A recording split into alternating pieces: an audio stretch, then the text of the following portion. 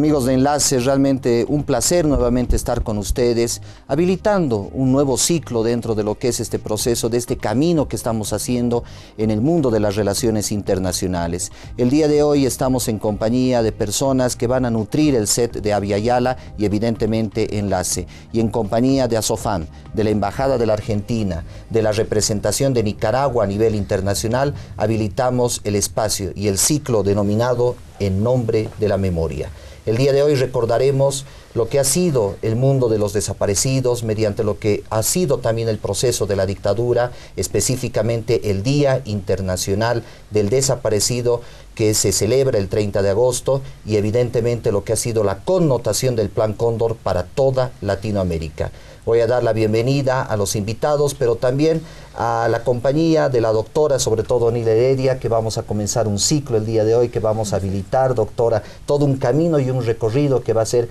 Abya Yala, que va a ser Enlace y que va a ser Asofam, evidentemente, para generar denuncia, para generar, obviamente, el mundo de lo que ha sido la dictadura, que muchas veces ha quedado olvidado, pero que el día de hoy vamos a tratar de encontrar un mundo en común. Bienvenida, doctora.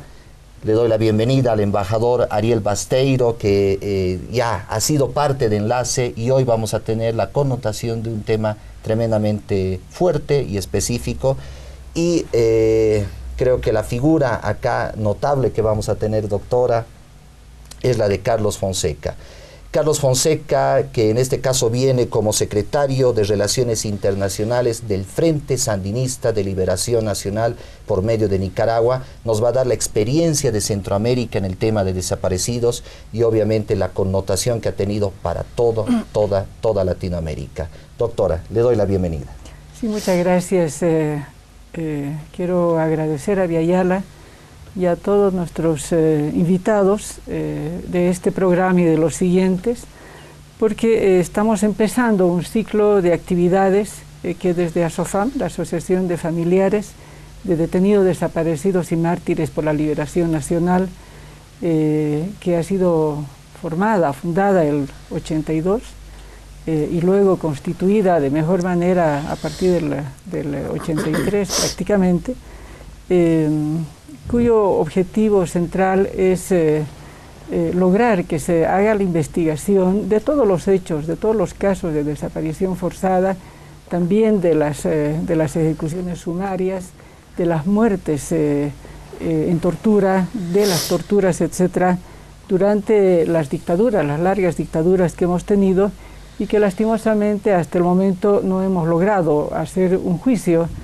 a la mayoría de las personas que son, digamos, autores, no solamente físicos, sino intelectuales de esta lacra, diríamos, o de este tipo de delito que es digamos, es lo mismo que el genocidio, que es de lesa humanidad. Quiero indicar que el tema central que nos conlleva es el tema de la desaparición forzada, una figura que antes de estas dictaduras, digamos que no se la tomaba como un elemento central, generalmente se veía como el apresamiento, la tortura, etc. Entonces quiero indicar que llamamos desaparición forzada, o se ha usado a menudo la desaparición forzada como una estrategia para infundir el terror en los ciudadanos. La sensación de inseguridad que esa práctica genera no se limita a los activistas ni a los familiares, sino que también se extiende a toda la sociedad y a toda la comunidad, no solamente regional, sino genera una sensación de inseguridad y de victimización a todos, logrando que todo el mundo termine tan asustado que genera una actitud de aislamiento a la gente que se está persiguiendo. Hoy la desaparición forzada se ha convertido también en un problema mundial. Ciertamente para nosotros la desaparición forzada tomó una visibilidad muy importante durante la época del Plan Cóndor, las dictaduras del Cono Sur, pero también con otros nombres, otra metodología, se ha extendido a todo nuestro continente. Centroamérica es un lugar de gravedad importante. Pero hoy se reconoce que la desaparición forzada también se ha ejecutado en países del Asia, del África, prácticamente en todos los países. Entonces, este tema, que tiene una connotación mundial, ha llevado a que las Naciones Unidas declarasen el 30 de agosto como el Día de las Víctimas. En realidad es el Día Internacional de las Víctimas de Desaparición Forzada, que ha empezado a, recordarse a partir del 2011. O sea, el 30 de agosto es un día que a nivel mundial todas las asociaciones como la nuestra hacen alguna actividad el 30 de agosto, si bien el 10 de diciembre ha sido aprobada la Convención de Protección contra la Desaparición Forzada. Muchas gracias, doctora. Embajador Basteiro, bienvenido a Enlace, gracias. Bienvenido a En Nombre de la Memoria. Gracias, es un gusto estar aquí y nuevamente participar del programa en un tema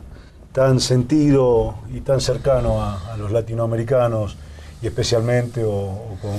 una connotación especial en lo que fue el Cono Sur. El hecho de sumarnos al recordar este día del detenido desaparecido, que Naciones Unidas lo ha impuesto en su cronograma de fechas a recordar, creo que es un triunfo también de los organismos de derechos humanos a lo largo y lo ancho de Latinoamérica, que a partir de su lucha, de su consecuencia para reclamar por esclarecimiento, por verdad, por justicia, ha forzado incluso a Naciones Unidas a que tomara este símbolo como algo necesario y imprescindible para recordar. Latinoamérica fue una de las zonas o de las regiones más castigadas con políticas que se instrumentaron en la mayoría de los casos del exterior. En un principio fueron quizás para callar las luchas populares de los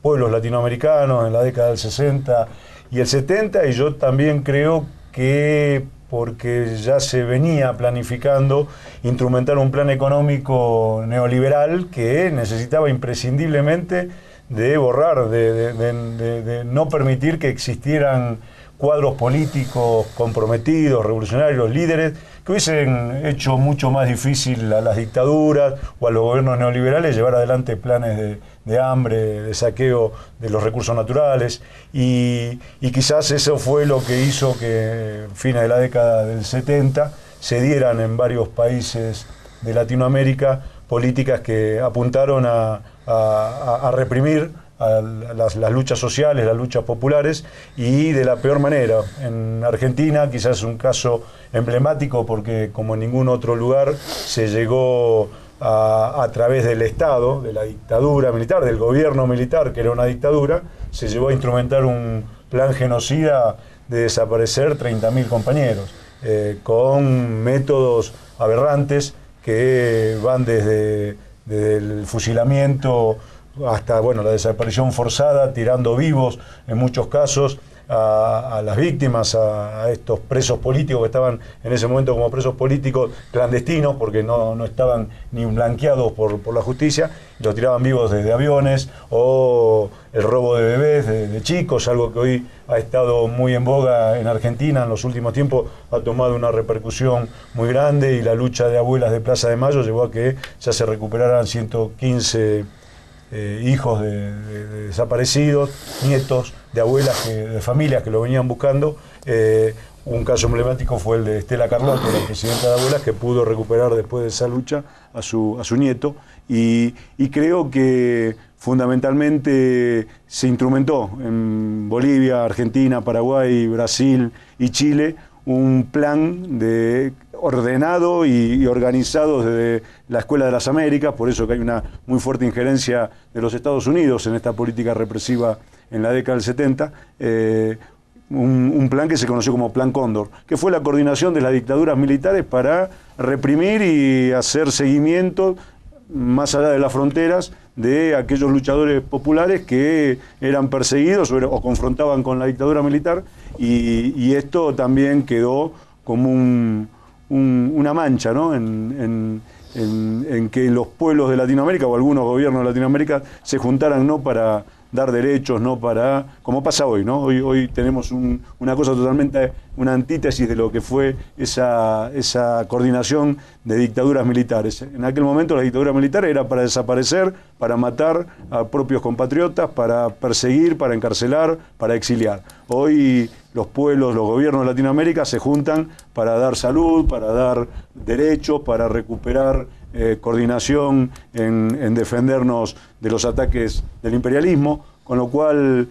lamentablemente tuvimos que sufrir todas esas malas actitudes de gobiernos militares para poder decir hoy nunca más, y a partir de ese nunca más que hoy haya gobiernos que obviamente trabajan en función del interés del pueblo. Y con eso vivir otro proceso. Carlos Fonseca, bienvenido a Enlace, bienvenido a La Paz, a Bolivia, al estudio de Aviala Televisiones. Para nosotros un honor, engalana obviamente el programa y obviamente las instalaciones del canal, y en un momento y en un tópico creo trascendental, lo que ha sido el tema de desaparecidos, no para América del Sur, sino para todo el continente y evidentemente para Nicaragua. Sí, quiero agradecer la oportunidad de compartir estas reflexiones a propósito de este día tan importante para no perder la memoria. No perder la memoria es fundamental para que los pueblos puedan estar en condiciones de construir un destino mejor. Yo me encuentro en este momento en La Paz participando en representación de mi partido, el Frente Sandinista de Liberación Nacional, en el encuentro del Foro de Sao Paulo, que está desarrollándose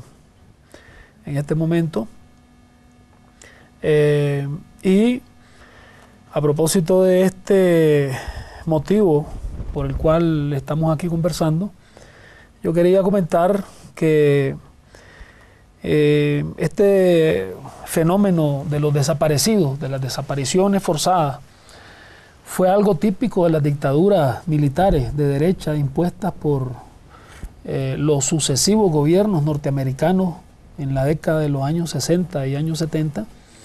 Es decir, que fue una política de Estado sistemática promovida por el imperialismo norteamericano. Ya el embajador se refería a cuál era la razón de ser de esta política.